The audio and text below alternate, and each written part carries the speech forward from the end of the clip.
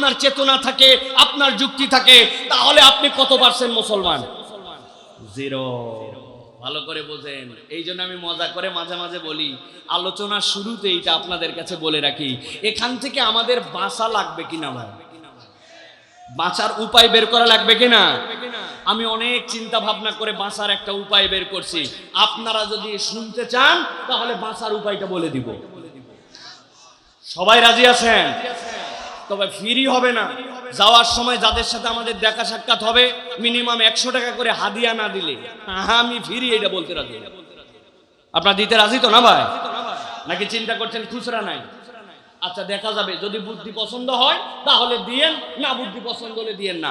এখন থেকে আমরা এই কালেমাটা যখন বলবো একটু বুদ্ধি করে এটা এখন থেকে বলে নিব। দেখেন আপনারা পঞ্চগড়ের মুসলমানরা এর সাথে এগ্রি হন কিনা।